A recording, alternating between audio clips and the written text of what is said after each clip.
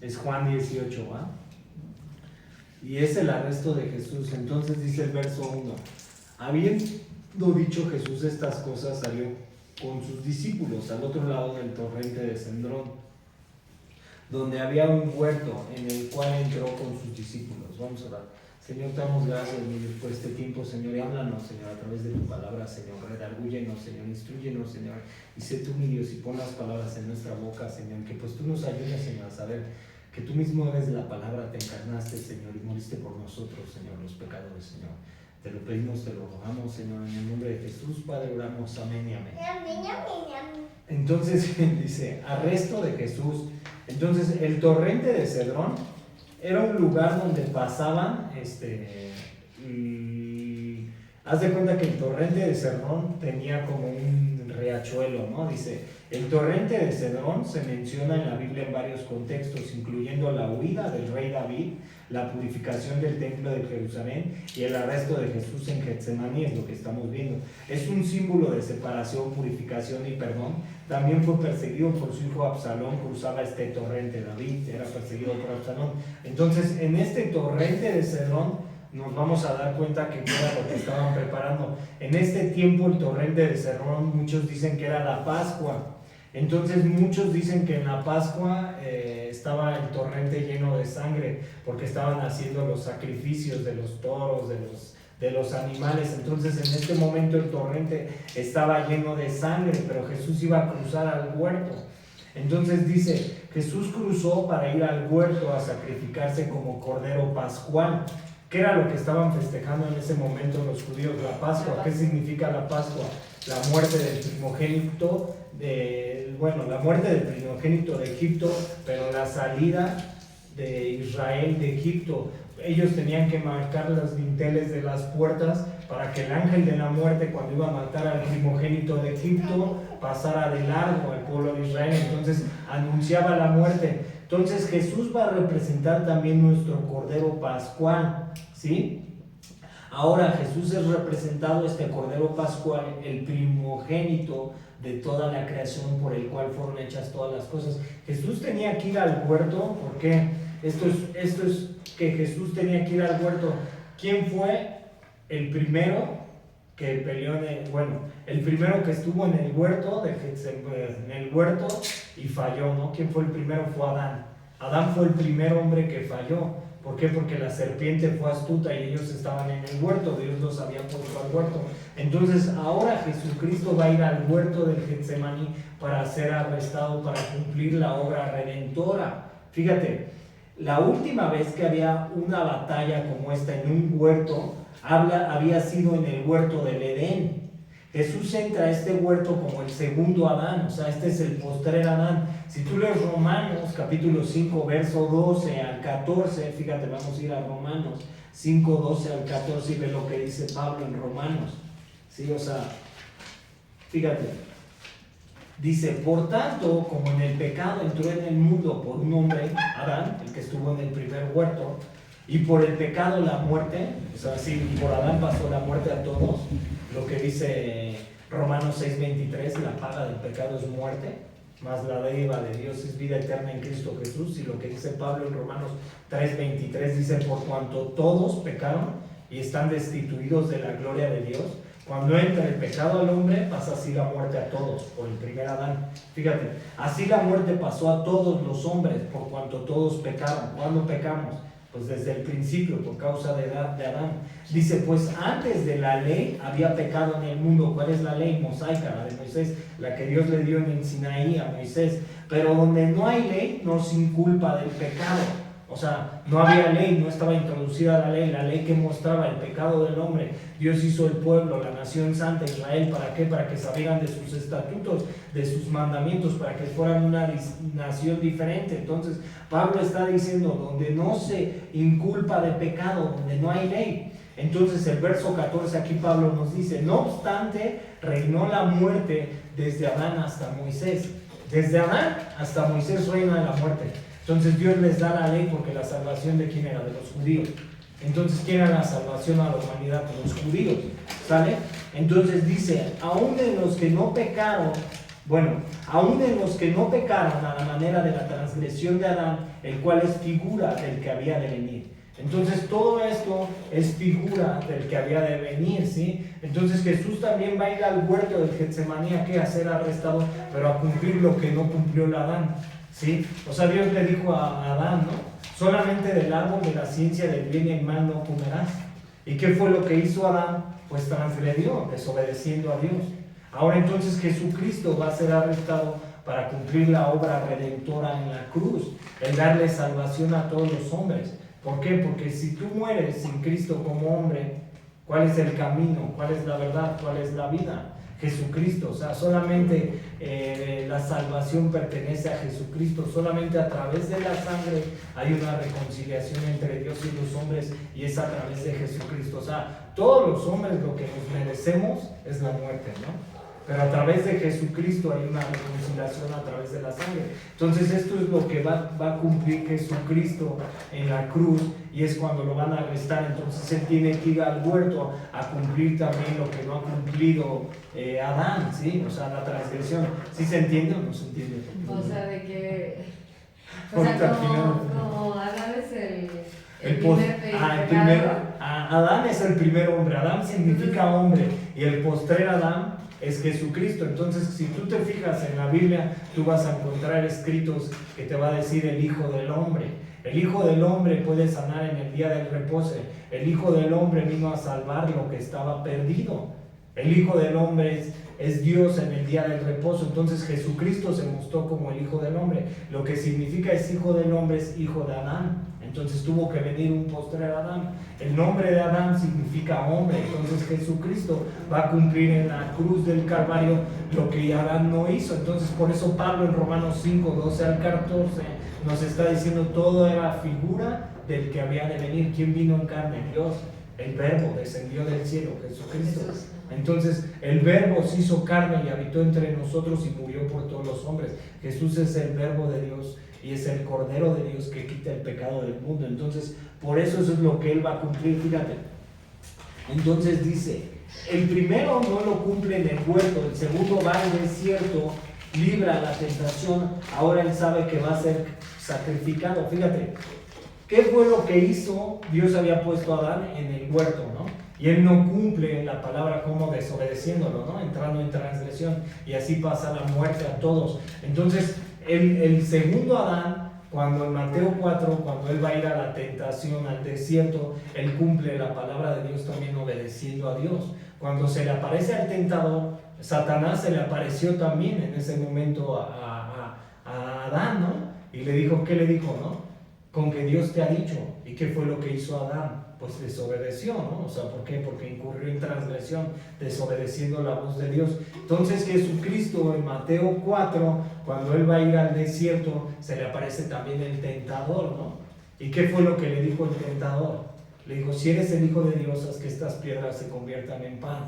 ¿Y qué dijo Jesucristo? No, porque escrito está, no solo de pan vive el hombre. Si eres el Hijo de Dios, arrójate del templo y los ángeles te salvarán. ¿Qué le dijo? No, porque escrito está, no tentarás al Señor tu Dios.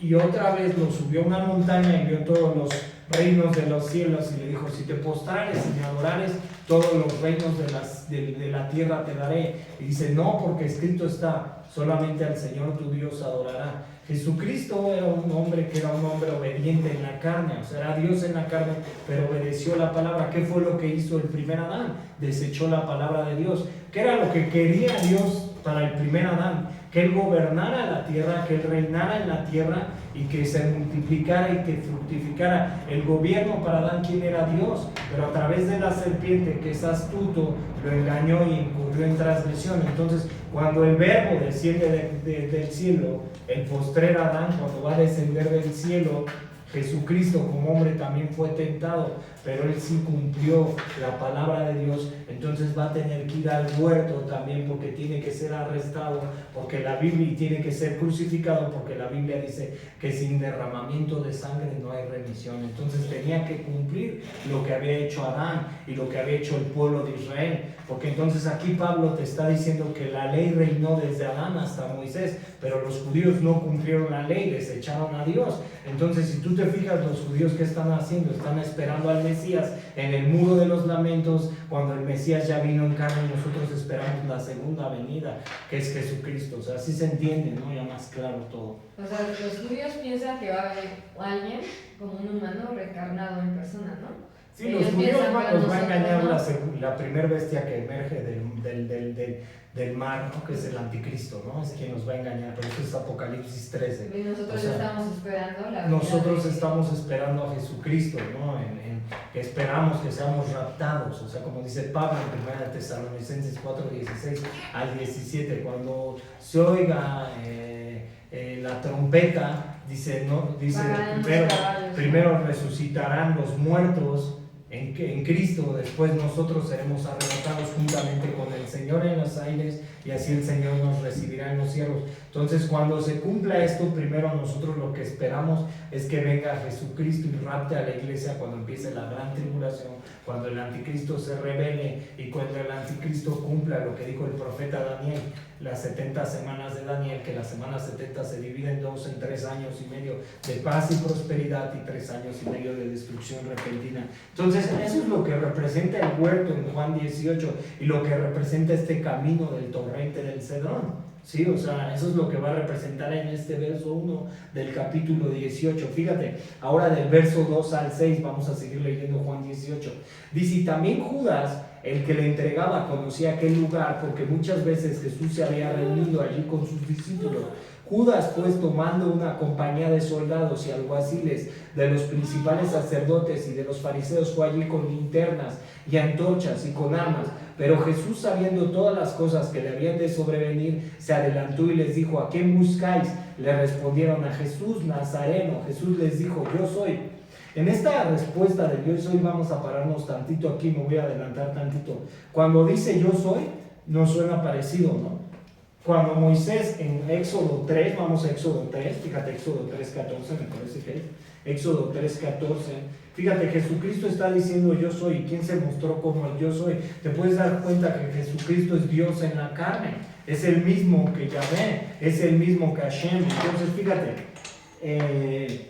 ve a Éxodo 3:14, fíjate, Éxodo 3:14 al 16, fíjate, y respondió Dios a Moisés, yo soy el que soy.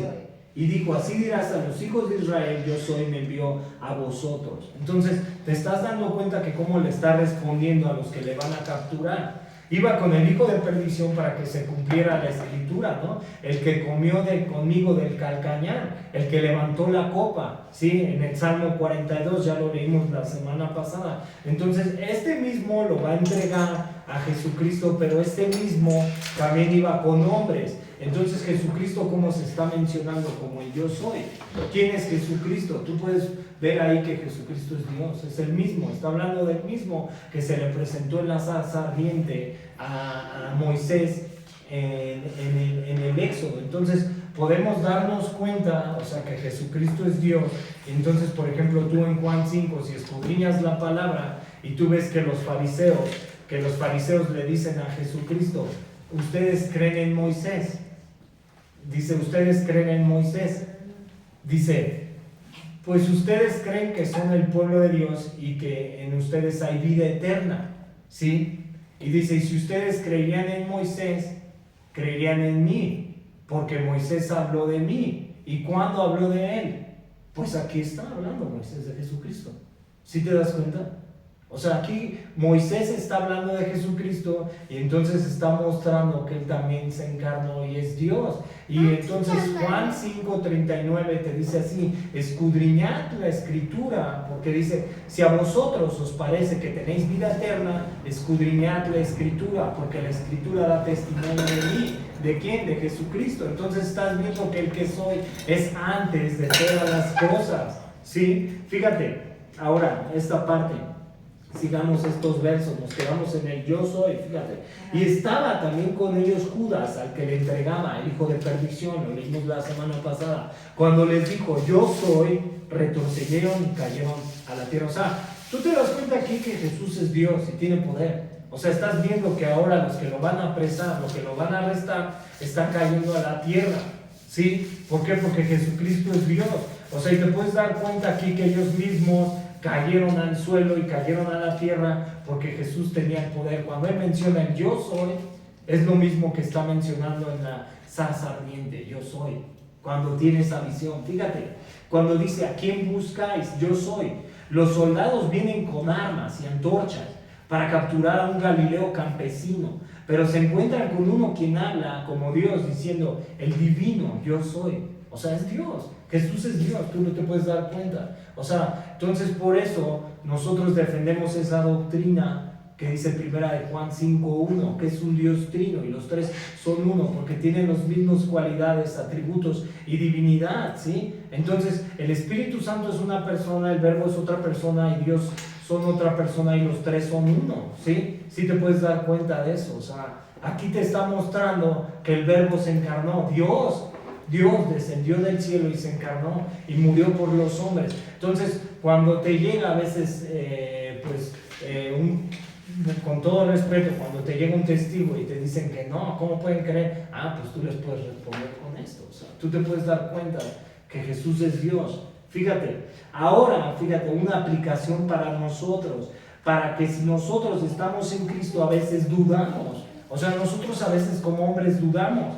Fíjate cómo está respondiendo Jesucristo ahí en el huerto. El yo soy, de Él, de su poder. Nosotros dudamos de Él, de su poder, de su bondad, de su amor, de su respuesta.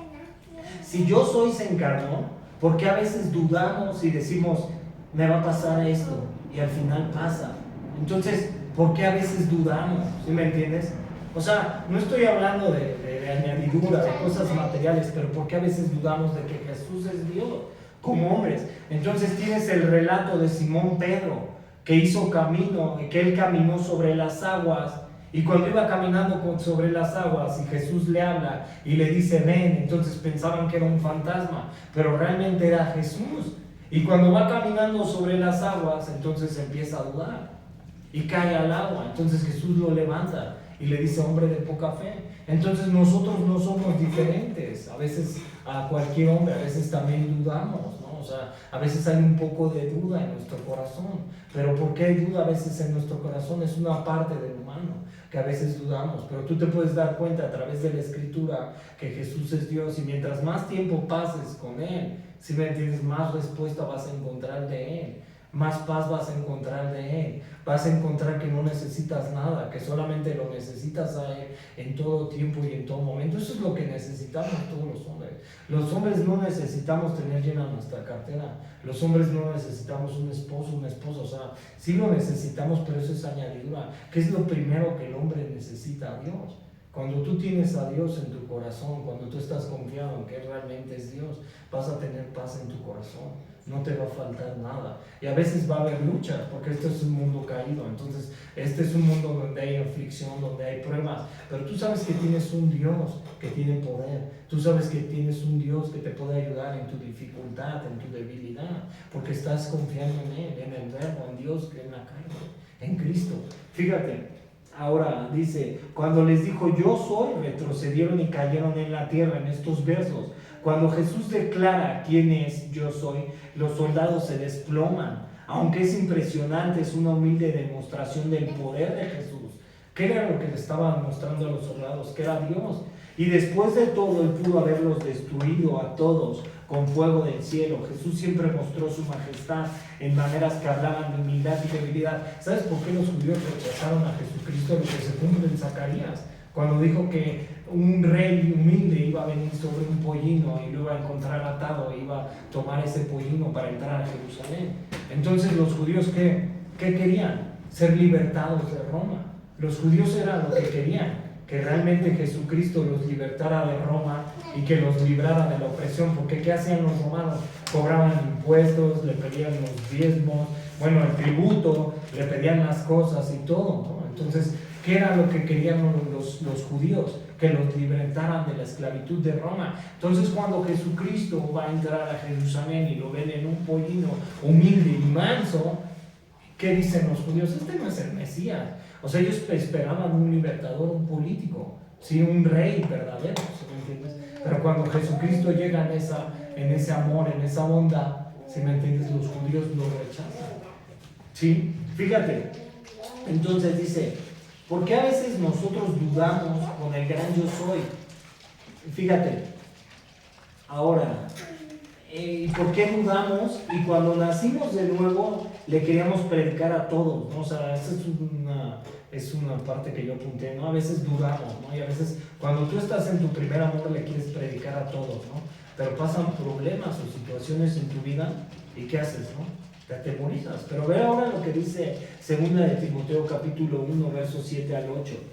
2 de Timoteo, fíjate. 2 de Timoteo, capítulo 1, 7 y 8. 2 de Timoteo, fíjate. 7, 8. Dice, porque no nos ha dado Dios espíritu de cobardía, sino de poder, de amor y de dominio propio. Por tanto, no te avergüences de dar testimonio de nuestro Señor, ni de mí, preso suyo, sino participa de las aflicciones por el Evangelio según el poder de Dios. O sea, el Evangelio a veces va a ser enemistad con el mundo. Y cuando nosotros nos volvemos a Cristo, nos constituimos enemigo del mundo y de Satanás. Entonces tú, por ejemplo, cuando estás evangelizando, como el día de ayer que estábamos evangelizando en el hospital, nos dicen, ¿ustedes son de ellos o son diferentes? ¿No? Entonces ya te toman como un bicho raro, ¿sí me entiendes?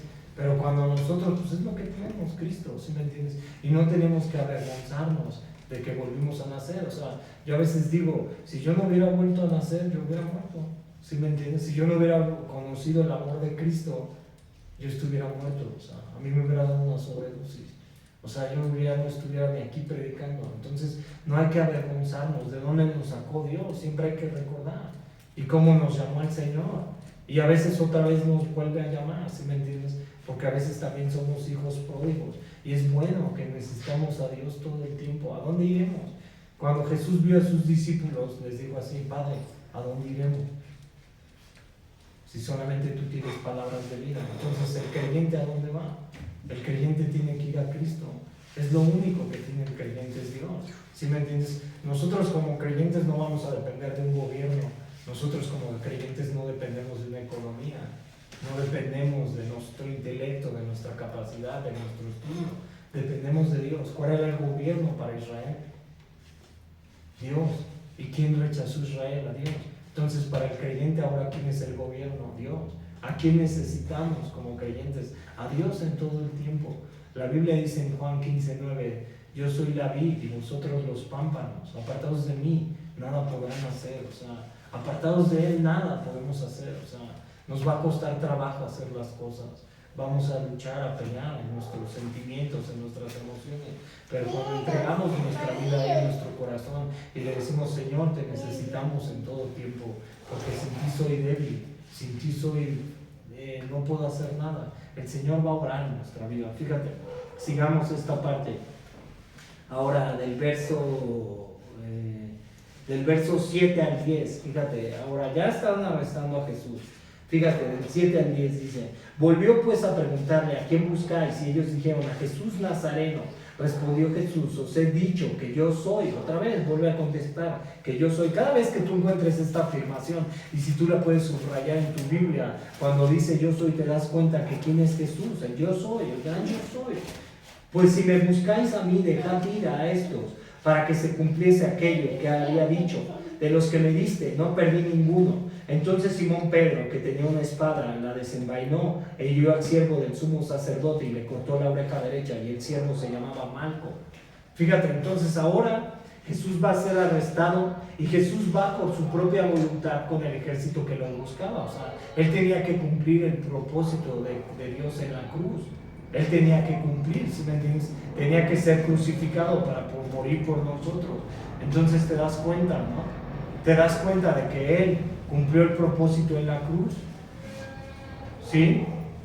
Entonces, Él va a ir por su propia cuenta. Entonces, te das cuenta que ahora Simón Pedro, fíjate, Simón Pedro, ¿qué fue lo que hizo? Ahora desenvainó la espada y le cortó la oreja a uno del ejército, ¿sí me entiendes? O sea, le corta la oreja a uno del ejército, pero ¿cómo lo está haciendo Simón Pedro? A sus fuerzas. Después tú te vas a dar cuenta que Simón Pedro va a negar 3 veces a Jesús, y Jesús le había dicho, Simón, ¿me amas? ¿Y qué le dijo? Señor, Señor, nunca te negaré.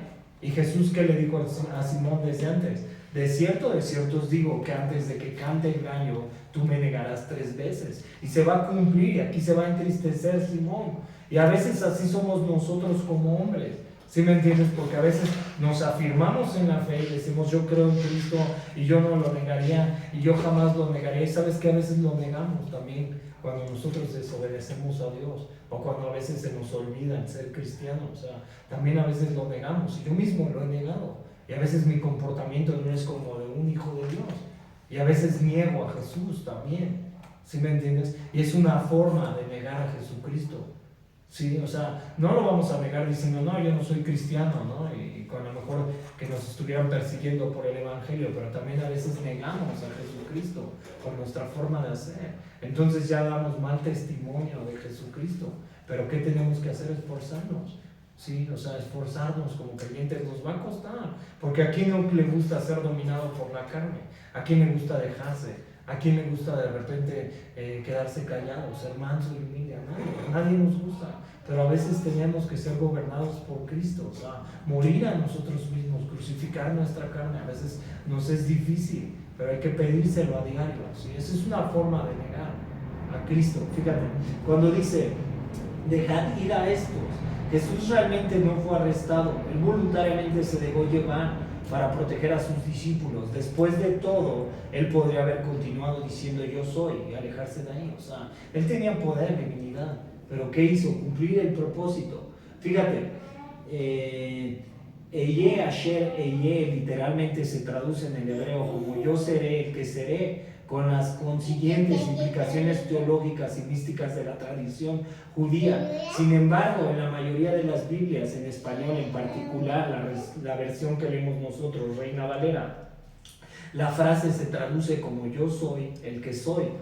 Yo soy quien yo soy, me convertiré en lo que elija convertirme. Yo soy lo que soy, seré lo que seré, creo lo que sea, creo, o yo soy el existente. O sea, por eso se llama el que soy, es el eterno, el todopoderoso, el que seré, el que vino, el que vine, el que es antes de todas las cosas. Entonces por eso se traduce en el yo soy, ¿sí? O sea, sí se va entendiendo eso, ¿no? Sí. Bueno, al final dice, Pedro, ansioso de probar que nunca negaría a Jesús, cortó la oreja del siervo del sumo sacerdote. Es excesivamente inconsciente por parte de Pedro el tratar de probar su fe por medio de la espada, cuando no lo pudo hacer por medio de la lengua. O sea, ¿qué trató de hacer? Decirle, yo te defiendo, yo te ayudo, ¿sí me entiendes? Pero no lo hizo por medio de la lengua. Esto es para nosotros, a veces también hasta con la ira. ¿Qué es lo que nos dice Pablo en Efesios 4:26? Airaos, pero no pequéis. Y que no se ponga el sol sobre vuestro enojo, ni deis lugar al diablo. ¿Sí? Entonces, ¿qué fuera lo que estaba demostrando? Un momento de... Pedro era un hombre iracundo, ¿no? Pedro era un hombre que de repente decía, pues no me dejo, ¿sí me entiendes? Y a veces así nos comportamos. Entonces, ¿cómo fue Jesús? Fue como oveja al matadero. ¿Qué tenemos que aprender? ¿Qué te dice Mateo 11? Sed manso y humilde de corazón, aprended de mí que soy manso y humilde. Si no tenemos mansedumbre hay que pedírsela a Dios y trabajar en la mansedumbre. ¿Por qué? Porque a veces no nos queremos dejar tampoco como hombres, pero tenemos que crucificar nuestra carne. Señor, ayúdame. Fíjate, verso 12-14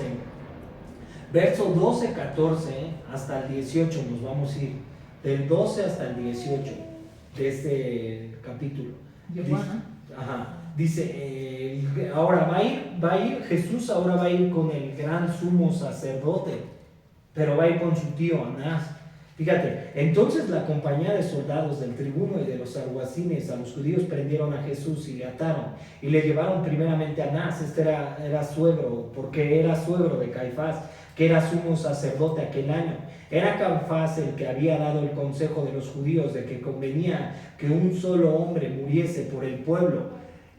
Y dice, y seguían, y también va a venir la negación de Pedro, dice, y seguían a Jesús Simón Pedro y otro discípulo, y este discípulo era conocido del sumo sacerdote, y entró con Jesús al patio del sumo sacerdote, mas Pedro estaba afuera a la puerta. Salió pues el discípulo que era conocido del sumo sacerdote, y habló a la portera e hizo entrar a Pedro. Entonces la criada portera dijo a Pedro, ¿no eres tú también de los discípulos de este hombre? Dijo él, no lo soy. y estaba en pie los siervos y los alguaciles que habían encendido un fuego porque hacía frío, y se calentaban, y también con ellos estaba Pedro en pie calentándose. Ahora Pedro ya estaba con ellos, él ya había negado a Jesucristo. Fíjate, Anás no era el sumo sacerdote. ¿Quién era el sumo sacerdote? ¿Quién representaba al sumo sacerdote?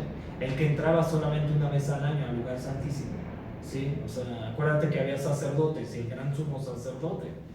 Fíjate, dice, Anás no era el sumo sacerdote, pero como suegro de Caifás era el poder detrás del trono.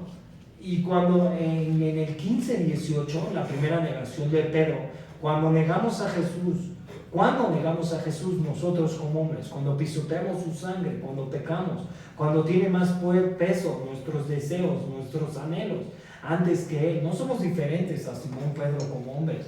Cuando hay algo que domina nuestra carne, y cuando hay algo que nosotros deseamos más que a Cristo, entonces cuando yo me doy cuenta que a veces yo quiero orar como hombre y a mi carne le pesa orar, ¿sí me entiendes? Y a veces a mi carne también le pesa abrir la palabra y le pesa a veces hablar de Cristo, y a veces me ganan más las cosas del mundo, ¿sí me entiendes? Entonces también es una forma de negar cuando hay más peso en nuestros deseos y en nuestros anhelos que en Cristo. Fíjate, hasta este momento Pedro está lleno de contradicciones. Fue muy valiente con una espada en la mano, pero un cobarde delante de una sencilla sierva. O sea, fíjate, a veces decimos, nunca te negaré, pero terminamos negando a Jesús por el mundo. Fíjate, a veces también dicen, oye, y este era el que predicaba, y de repente ya otra vez ya te apartaste del Evangelio.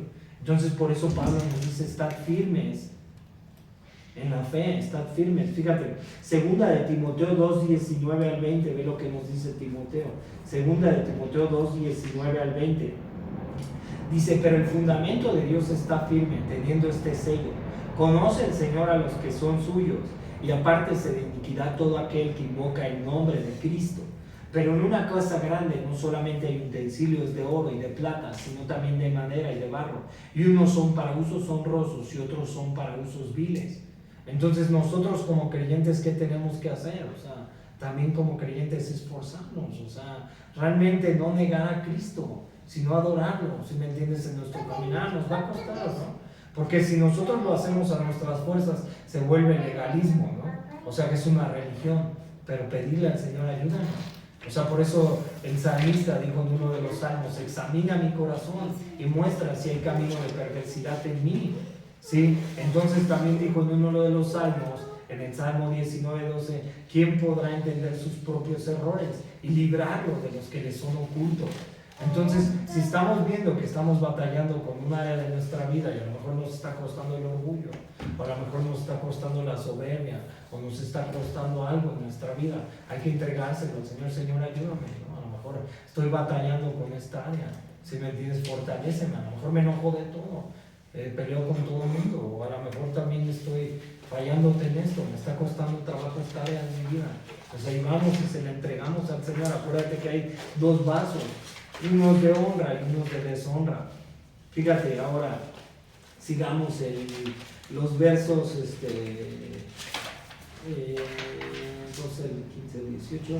Fíjate, ahora vamos del 19 al 24. Fíjate, dice, y el sumo sacerdote preguntó a Jesús acerca de sus discípulos y de su doctrina. Jesús le respondió, yo públicamente he hablado al mundo, siempre he enseñado en la sinagoga y en el templo, donde se reúnen todos los judíos, y nada he hablado en oculto. ¿Por qué me preguntas a mí? Pregúntale a los que te han oído que les haya yo hablado. He aquí ellos saben lo que yo he dicho.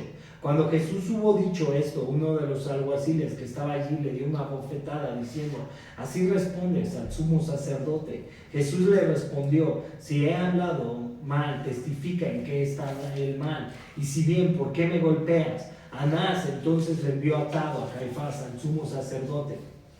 Fíjate. Dice, ¿por qué preguntas a mí? Pregunta a los que han oído. No es que al decir esto Jesús no haya querido cooperar, solo estaba haciendo valer su derecho legal. No habría de haber cargo legal hasta que se hubiese escuchado a los testigos y su testimonio hubiese sido demostrado como verdadero. O sea, lo que está tratando de decir es que se tenía que haber un cargo legal conforme a la ley de Moisés y también conforme a Roma. Fíjate ahora del 25 al 27. dice, llevaron Jesús de casa de Caifás al pretorio. El pretorio era la casa de Poncio Pilato, era donde estaba el gobernante. Era de mañana y ellos no entraron en el pretorio para no contaminarse y así poder comer la Pascua. Fíjate, o sea, van y golpean a un hombre que no tiene pecado, ¿sí? O sea, ¿te das cuenta? Y ahora viene su Shabbat o su Pascua. ¿Y qué es lo que hacen? O sea, no entran a la casa del pretorio porque es inmundo y se contaminan. O sea, ¿sí te das cuenta? O sea, a veces eso muestra ¿qué? Religiosidad. ¿Sí me entiendes? O sea, eso es religiosidad, ¿no? O sea, porque ¿qué hacen, no? O sea, están haciendo lo malo delante de Dios y están golpeando a Jesucristo, un hombre sin pecado, y no saben por qué inculparlo. Pero ¿qué es lo que están haciendo? Están entrando, no están entrando a la casa de Poncio Pilato, o sea, al pretorio, porque se pueden contaminar. ¿Sí me entiendes? Entonces, ¿qué es lo que contamina al hombre? Dijo Jesús. Lo que contamina al hombre no es lo que entra en la boca, porque lo que entra en la boca entra y sale a la letrina, pero lo que contamina al hombre, ¿qué es? El corazón. Porque del corazón que vienen los hurtos, los robos, los adulterios, los malos pensamientos.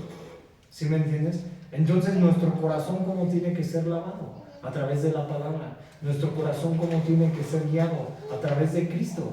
¿Cómo dice Jeremías que es nuestro corazón? Nuestro corazón es perverso y engañoso. ¿Quién lo podrá conocer? Entonces en nuestro corazón, ¿qué hay como hombres? Hay perversidad, hay engaño, ¿sí me entiendes? Entonces nuestro corazón tiene que ser entregado a Dios en todo tiempo y en todo momento. O sea, nosotros como hombres podemos fallar. Entonces aquí te das cuenta que era lo que hacían los judíos, eran religiosos. Y de repente decían, esto no lo hago, pero hacían otra cosa. Y no somos diferentes nosotros. Entonces nosotros tenemos que pasar tiempo con Dios, ¿sí me entiendes? Para que Él nos muestre nuestras debilidades, para que Él nos muestre cómo somos realmente como hombres, ¿sí me entiendes? ¿Quién podrá entender sus propios errores y librarlo de los que les son ocultos? Todo hombre necesitamos ir a Jesús. Fíjate, en esta parte leímos hasta qué verso, el 27, ¿no? El 20, sigamos, esta parte, ¿no? Dice, entonces no entraron, fíjate, el 29. Entonces salió Pilato a ellos y le dijo, ¿qué acusación traéis contra este hombre? Respondieron y le dijeron, si este no fuera malhechor, no te lo habríamos entregado. O sea, te das cuenta, o sea, no entran a comer al lugar porque están celebrando la Pascua, pero ahora están diciendo de un hombre sin culpa, sin pecado, y lo están culpando, ¿por qué? Porque hizo milagros, porque hizo sanidades, porque es el Rey de Reyes y Señor de Señores, porque alimentaba a 4,000 y a 5,000, pero ahora están diciendo que es un hombre malhechor. Fíjate, entonces les dijo a Pilato, Jesús siempre le hablaba a los judíos y les hablaba lo que estaba escrito en la profecía. Entonces tú te puedes dar cuenta que cuando él iba a ser entregado, que le decían de Zabulón y de Neftalí, ha habido luz, ¿sí me entiendes? Y entonces Jesús les hablaba de las profecías del Antiguo Testamento a los judíos, pero llegó un momento en que Jesús ya no les habló de las profecías, sino solamente los confrontaba. Entonces ahora a los judíos y a los fariseos, ¿qué les dijo? Generación de víboras, ¿sí me entiendes? Hipócritas, a veces les decía a los judíos, ¿sí me entiendes? Entonces cuando les decía esto, estos se prendían, y ¿qué era lo que hacían los judíos, no? Ahora ya lo están entregando como un malhechor, ¿sí me entiendes? Pero era el Cordero de Dios, o sea, él no tenía mancha, no tenía pecado, ¿sí me entiendes? Ahora los judíos lo están entregando. Fíjate, el 31, entonces le dijo Pilato, tomadle vosotros y juzgadle según vuestra ley. Y los judíos le dijeron, a nosotros no nos está permitido dar muerte a nadie. ¿Sabes qué hacían los judíos? También se lavaban las manos, como Poncio Pilatos. ¿Por qué? Porque los judíos tenían que apedrear a Jesús conforme a la ley de Moisés. Pero entonces Jesucristo tuvo que ser colgado en un madero para que se cumpliese la profecía. Pero ¿qué era lo que hacían los judíos? También no se querían manchar las manos, o sea, que no hubiera sangre en sus manos. Si me entiendes, solamente consentían la muerte de Jesucristo, lo que hizo Saulo de Tarso con el mártir Esteban. Fíjate, el 32 dice, para que se cumpliese la palabra que Jesús había dicho, dando a entender, de qué muerte iba a morir. O sea, aquí se va a cumplir la palabra y ellos no lo podían matar también. ¿Por qué? Porque lo tenían que lapidar conforme a 2 o 3 testigos, conforme a la ley de Moisés. Entonces se cumplió la palabra, lo que nos dice en Deuteronomio, dice que un hombre tenía que ser colgado de un madero. Fíjate, ahorita lo vamos a leer. Jesús es llevado ante Pilato. Pilato en ese tiempo se caracteriza como naturalmente inflexible e implacable en su vanagloria. Fue acusado de corrupción, violencia y extorsión. Pilato era un hombre perverso, pero ahora tú te vas a dar cuenta que un hombre perverso quiere que le ayuden a un hombre que no tiene pecado, que no tiene culpa, que es Jesús. Entonces, los hombres religiosos ahora, entonces por eso, ¿qué es lo que hace la religión? Por eso muchos dicen es que de la religión provienen guerras y esto y aquello. ¿Qué es lo que hace la religión? La religión solamente te religa, pero la comunión con Cristo, entonces hay pleito también entre hermanos, hay divisiones entre iglesias, porque eso es lo que hace la religión. Fíjate, ellos no entraron en el pretorio para no contaminarse.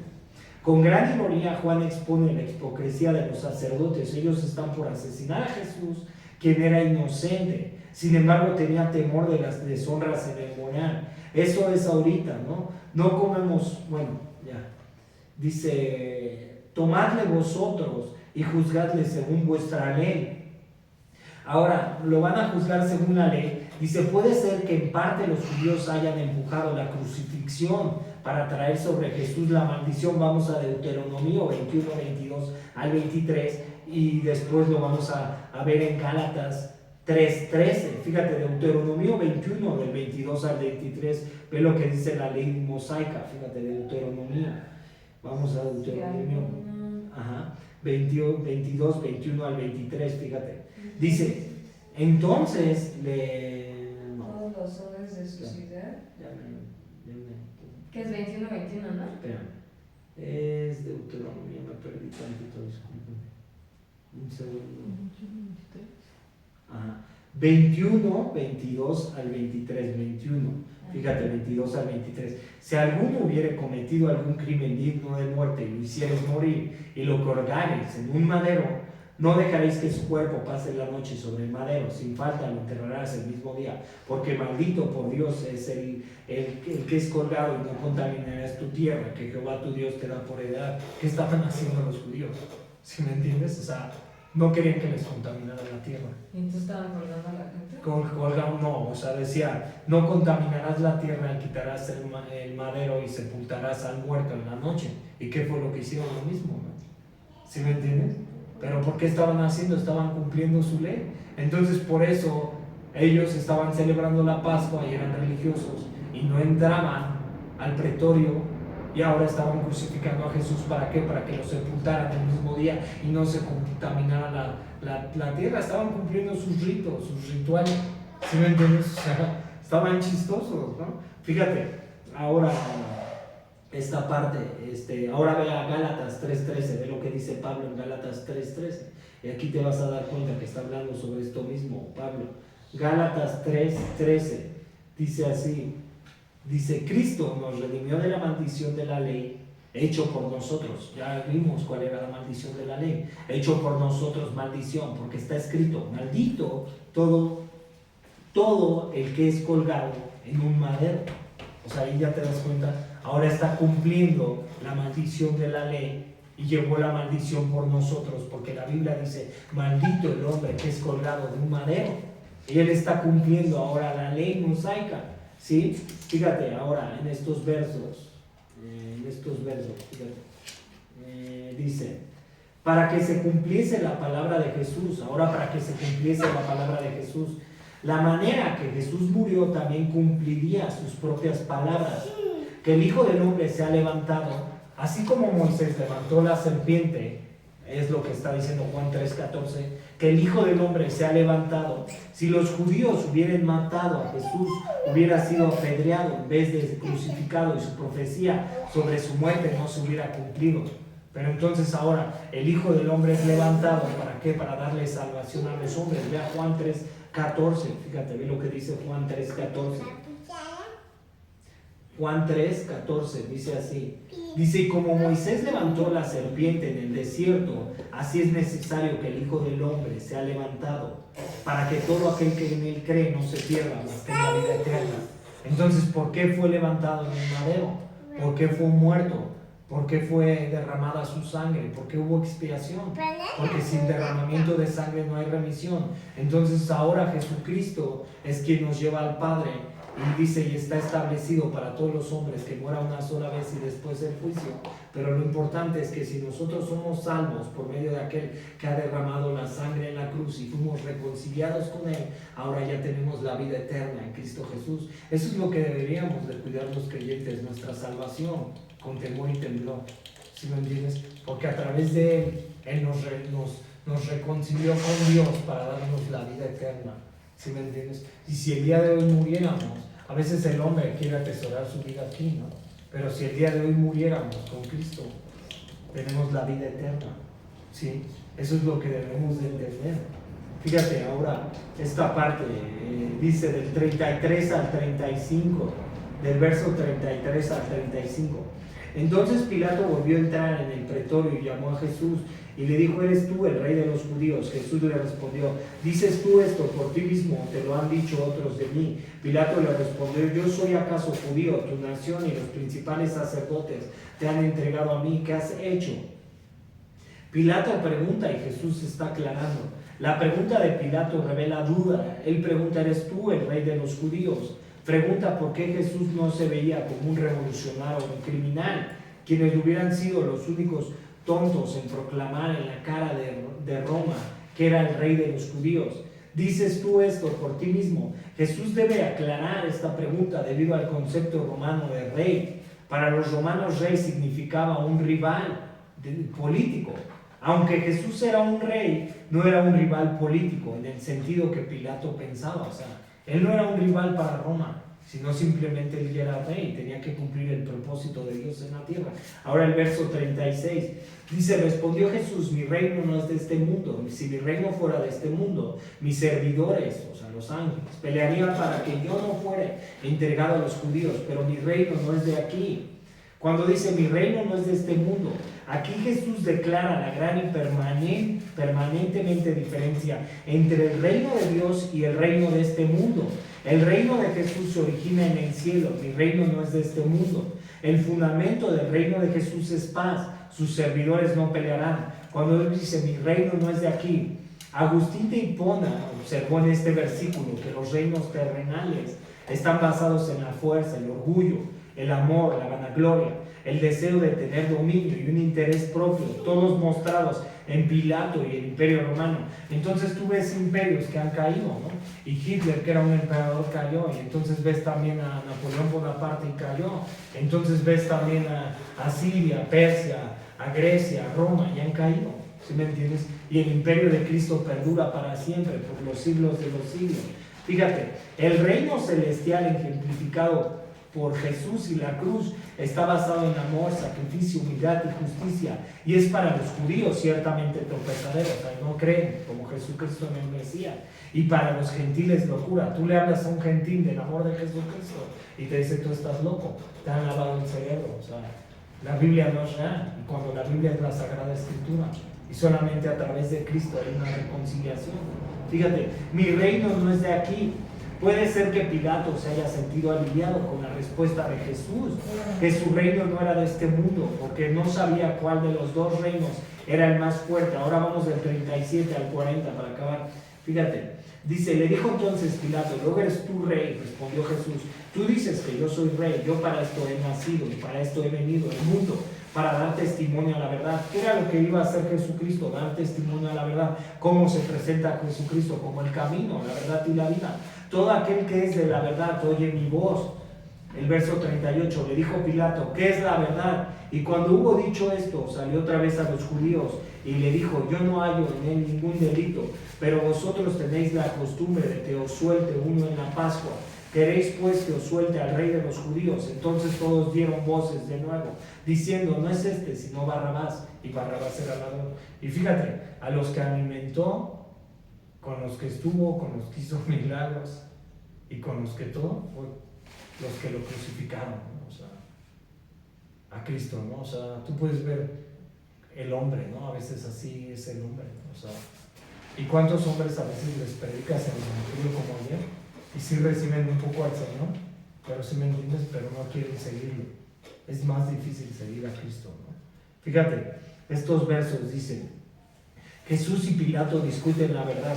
Para Pilato, los soldados, los ejércitos eran la verdad. O sea, para Pilato, la verdad, que era lo que veían los ejércitos.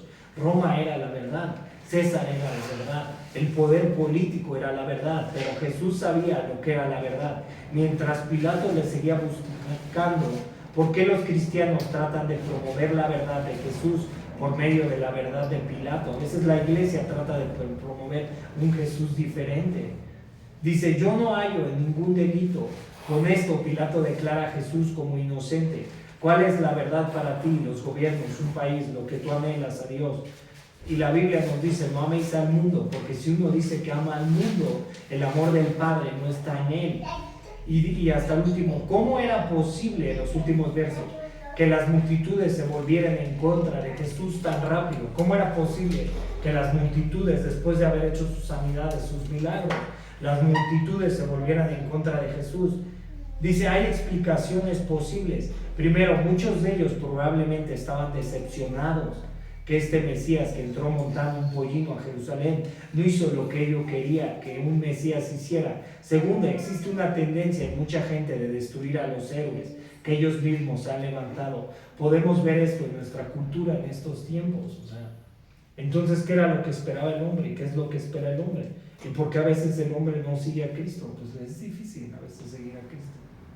¿Sí me entiendes? Pero no es una religión, es por amor.